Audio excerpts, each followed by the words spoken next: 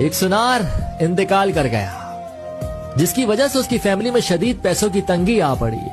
तो सुनार की बीवी ने अपने बच्चे को नीलम का हार देते हुए कहा कि इसे अपने चाचा की दुकान पर ले जाओ और कहना कि इसे बेचकर कुछ पैसे दे दें। बच्चा चाचा की दुकान पर गया और बोला, ये माँ ने दिया है, इसे बेचकर कुछ पैसे दे दें। चाचा सुनार कुछ देर खामोश रहे और हार को देखते रहे।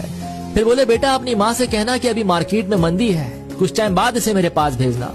जब मार्केट अच्छी हो जाएगी तो इसके अच्छे पैसे भी मिल जाएंगे।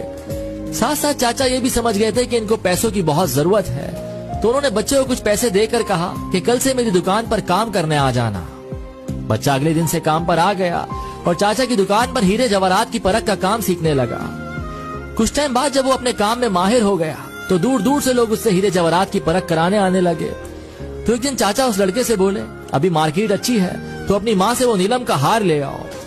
लड़का घर गया और अपनी माँ से नीलम का हार मांगा कि चाचा मांग रहे हैं। माँ हार लाई तो लड़का उसे देखकर चौंक गया और बोला, माँ ये तो नकली है, और हार वहीं छोड़कर वापस चाचा के पास आ गया।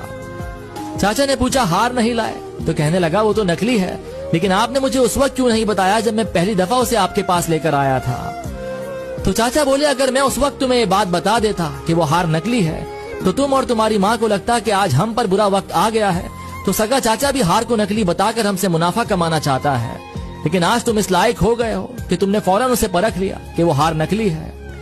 अक्सर हम गलत फहमियों का शिकार होकर अपने ही करीबी रिश्तों से दूरी बना लेते हैं या उन्हें खो बैठते हैं। तो अगर आपको इस सब से बचना है तो हर बार हमेशा सच्चाई को ही परखना है।